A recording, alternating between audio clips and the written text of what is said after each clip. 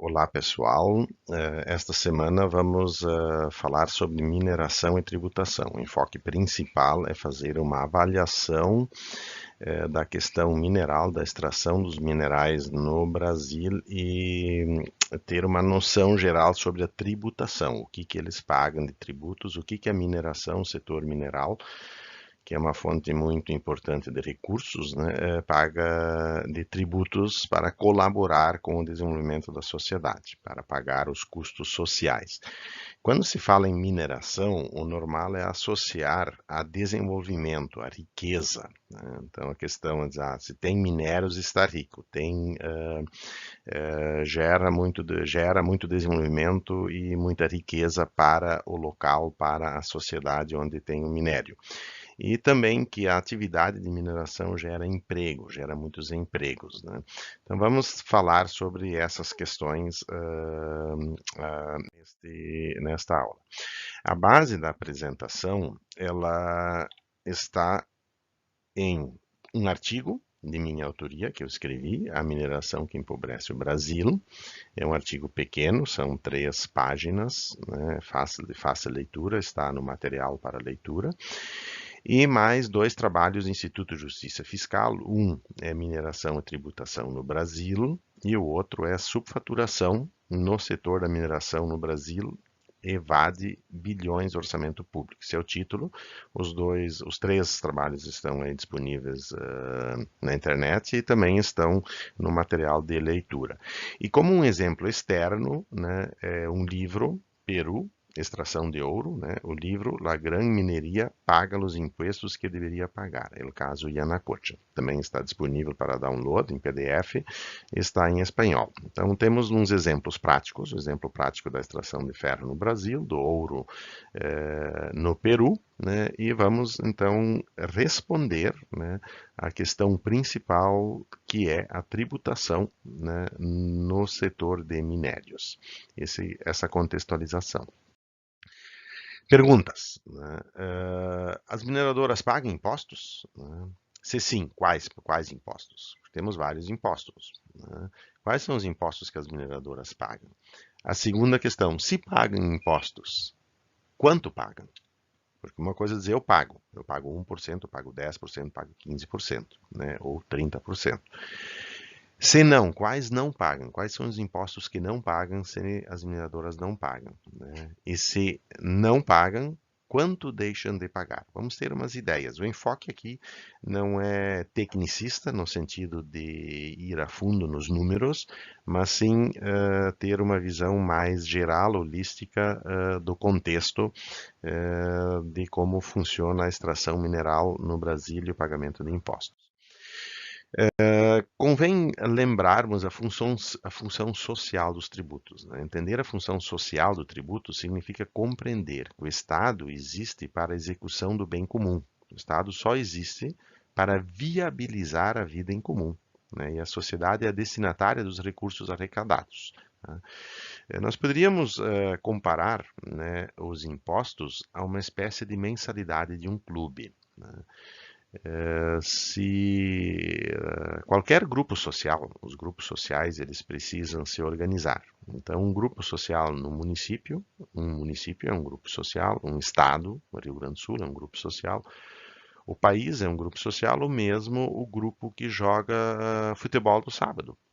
Então, quando eu vou jogar, participar de um grupo que joga futebol no sábado, no domingo, alguém tem que organizar, definir a data, definir o local, ver o preço, depois cobrar, fazer o rateio e pagar, né, a cancha. Então, os impostos são como uma mensalidade de um clube. Se eu vou jogar futebol num lugar onde só tem o campo, o preço é um. Mas se eu vou num lugar que tem o campo e mais uma estrutura para fazer um churrasco depois, o preço é um pouco maior. Mas se eu também quero jogar futebol e tomar banho de piscina depois do jogo, o preço também é mais caro. Então, o pagamento de impostos, ele reflete a estrutura social, né, o pacto social que essa sociedade construiu no sentido de que campo de futebol a gente quer jogar, né? Então, isso é muito importante, né? Essa questão da participação, quem paga, quem é sócio do clube, quanto paga, quem não paga, e nós vamos ver essa questão em relação aos impostos, né? Então, o que os tributos na mineração teriam a ver? Eu gosto dessa figura aqui, porque quando a gente olha, né, a questão do orçamento, né, o orçamento fiscal, nós temos os direitos e deveres. Como a mineração entra nessa questão? Uma empresa ou qualquer mineração, ela tem uns direitos. O direito de ter uma estrada para chegar da mina e o direito de ter uma estrada para levar o minério até o porto. Então, quando surgiu a mineração no Pará, né, o que o Estado fez? O Estado construiu uma estrada de ferro, várias estradas de ferro, para levar o minério de ferro da mineradora até o porto. E também teve que investir no porto para ter estrutura no porto para exportação. Então, são os direitos, né, de quem minera e representam gastos para o Estado. E quem faz a mineração, então, tem os deveres, né, de pagamento dos impostos. Cabem as perguntas: as mineradoras trazem benefícios ao Estado? Né, ou as mineradoras trazem custos ao Estado? Como é que se resolve essa equação? Basicamente, né, pelo pagamento de impostos. As mineradoras pagam impostos? Então vamos lá. Tributação sobre a mineração. Esse aqui é um quadro extraído do trabalho, esse do Instituto de Justiça Fiscal.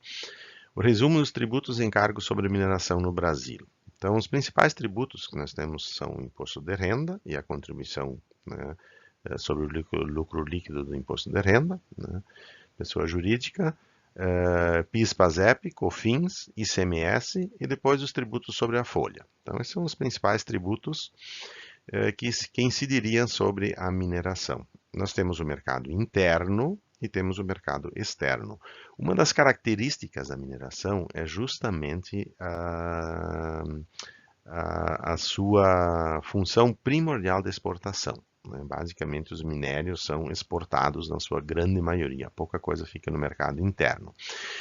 Então, o enfoque, o imposto de renda, como é que ele é? 15%, né, sobre o lucro real, contribuição social é 9% sobre o lucro líquido, PIS, PASEP 1,65%, COFINS 7,6%, ICMS 15, 18%, né, nas operações internas, 7 e 12 nas operações interestaduais, isso no mercado interno, né.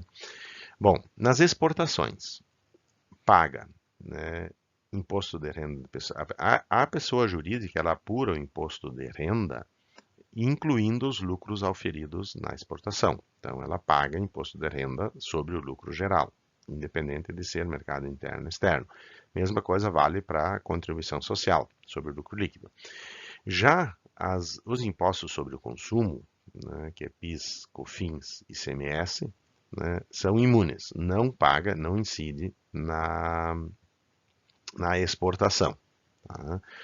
Bom, as tributações sobre a folha são genéricas, né? Mas uma das características é que a mineração gera pouco emprego, né? Ela não e empregos de baixo rendimento, né? Então não é expressivo a ser considerado. O que mais nós temos a considerar? As renúncias fiscais, né, que tem outros nomes, benefícios fiscais, gastos tributários, incentivos fiscais. Vejam como o nome muda o mapa mental. Nós falamos isso na aula inaugural, né, a importância da escolha dos nomes e não só a importância o motivo da escolha dos nomes, né? Quem é que escolhe os nomes. Então, de acordo com o nome escolhido, eu faço um mapa mental. Então, na mineração, tem muitas renúncias fiscais, ou seja, a previsão de tributação que tem na legislação para a mineração, o Estado abre mão, ele renuncia. Já as empresas, ou a imprensa, a mídia, costuma chamar de incentivos fiscais. Veja que incentivos fiscais é muito mais bonito, né? Dá um mapa mental mais favorável, né? E não representa bem o que está acontecendo, né? O Estado, na verdade, está renunciando a receitas, né?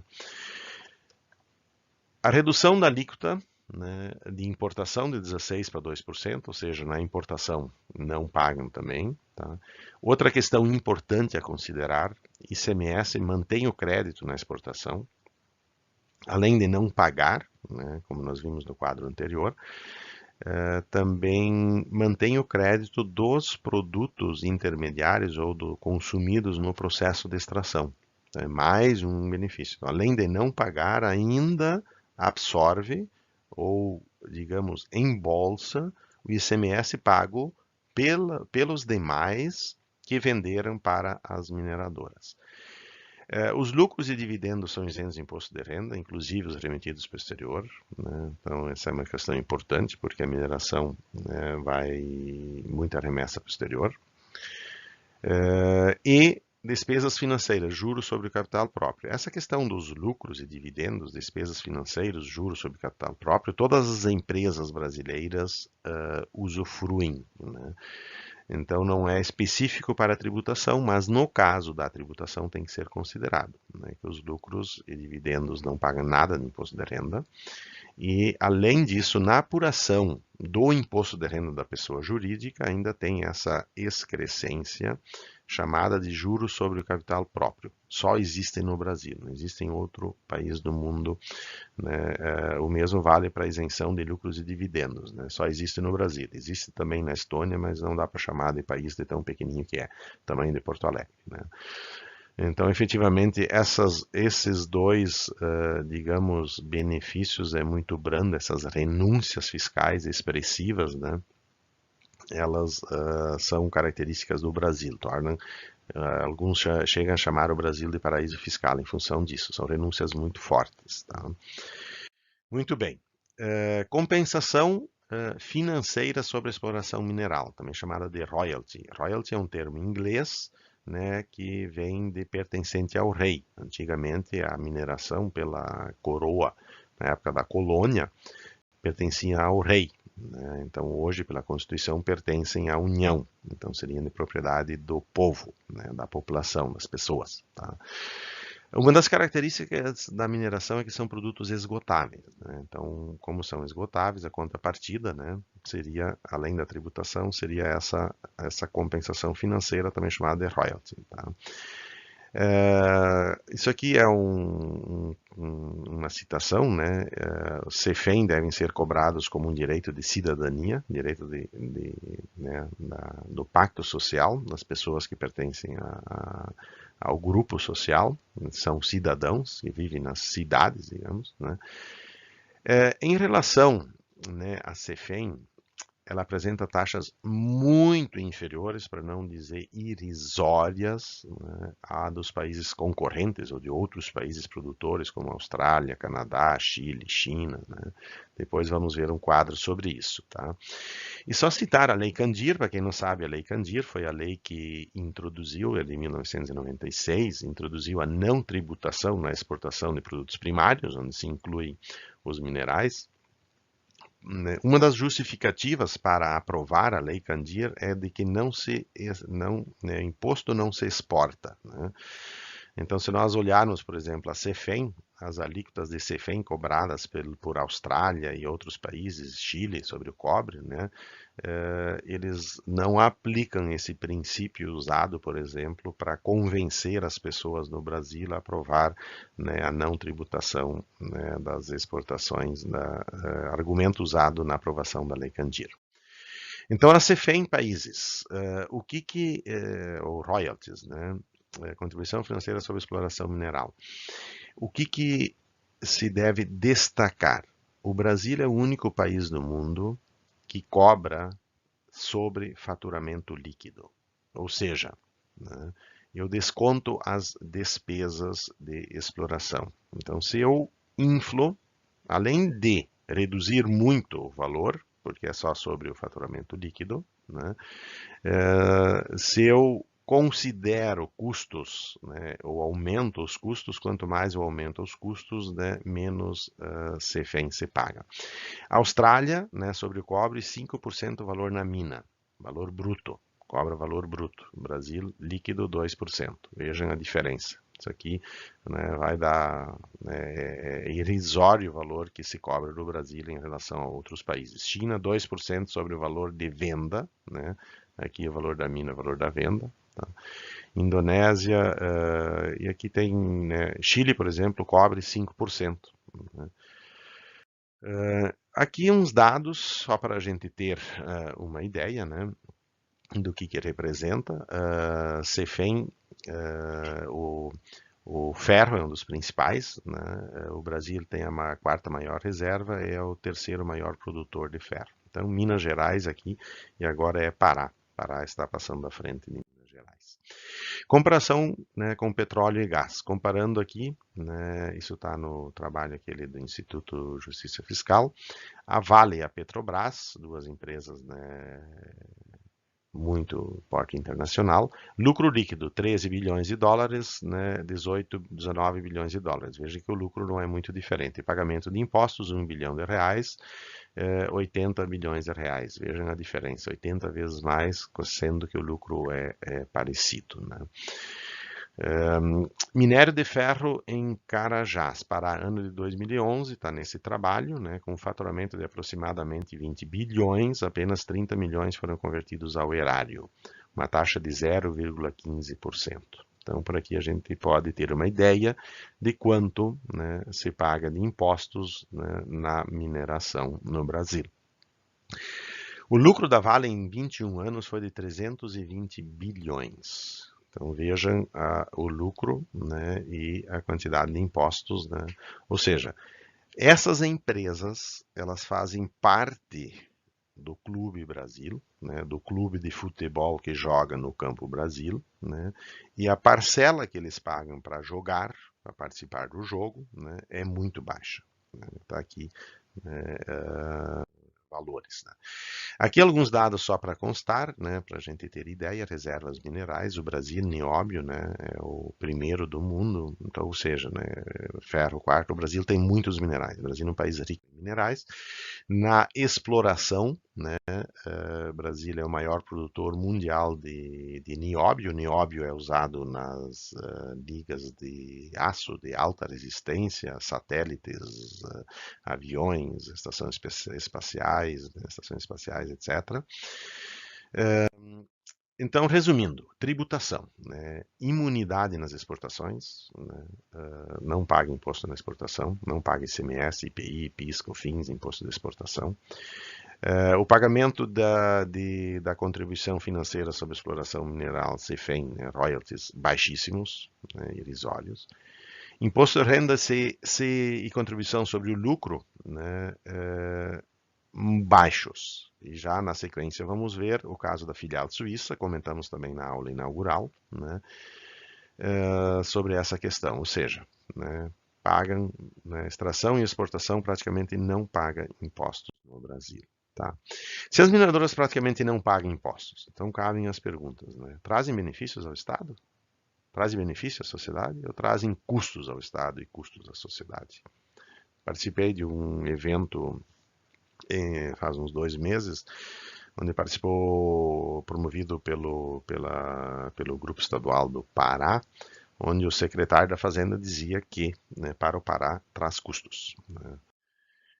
Então, a peculiaridades do setor extrativo, a destinação é predominantemente para exportação, a propriedade é da sociedade, né, são produtos esgotáveis, de colheita única. Né, a manipulação dos preços de exportação promove a redução também da CEFEM e royalties. Né, então, a manipulação dos preços reduz o pagamento dos impostos, os impostos que permanecem, que é o imposto de renda e a contribuição sobre o lucro líquido, né, e a CEFEM. Então, a manipulação dos preços, né, permite essa redução. Né? Paradoxo da riqueza mineral. O privilégio de possuir reservas de recursos para impulsar o desenvolvimento é também um estigma que impede o desenvolvimento. O estudo de caso, né, sobre que está no Instituto, né, no site do Instituto, subfaturação no setor de mineração no Brasil, Vale bilhões de orçamento, quem quiser ler está à disposição. O que faz? Né? A exportação no estudo, o que se faz? Se estuda as exportações de ferro, o destino da exportação, né? Quando exporta, para onde vai, e o destino final, né? Aonde o ferro efetivamente para. Né? Nós vimos na aula inaugural que o destino na exportação normalmente é na Suíça e o destino final é na China. Vamos ver na sequência. Né? O que mais o estudo agrega? Ele compara o preço da exportação declarado, né, e o preço de cotação no mercado internacional. Né? Por quê? Porque se eu exporto por um valor menor, eu reduzo o meu imposto de renda, né, reduzo o lucro, reduzo o imposto de renda, reduzo a CEFEM a pagar. Né? Então, essa diferença de preço entre a exportação e a cotação, né, serve para não pagar os impostos de renda e royalties. Aqui o gráfico retirado do estudo, a exportação, para onde vai? A maior parte vai para a Suíça. Óbvio que o ferro, né, não sobe a cordilheira, né, dos Alpes lá para chegar na Suíça. Né? Então vejam, né, que né, 80%, mais de 80% do ferro, né, é exportado para a Suíça. Tá? O destino final, praticamente, né, aonde vai? Para a China. Tá aqui os gráficos. Né? Então qual é o esquema? Né? No Brasil se produz o ferro, né, embarca no navio, vai para a China, né, se faz, né, a guia de exportação, nota para uma filial na Suíça, né, e depois outro documento, outra nota da Suíça para a China. Digamos que a China paga 2.000, então o ferro vai assim, né, vai do Brasil para a China, e o dinheiro sai da China, 2.000, vai para a Suíça, né, na Suíça sai 1.000 para o Brasil. Né, então, os 2.000 pagos pela China, né, fica no Brasil e na Suíça. É assim que funciona. O cálculo aqui estima que o não pagamento de impostos de 2009 a 2015 pelo subfaturamento é de 12,5 bilhões de dólares. Tá? Então, esse estudo, isso significa mais ou menos 60 bilhões de reais. 60 bilhões de reais, o Bolsa Família por ano são 30 bilhões, né?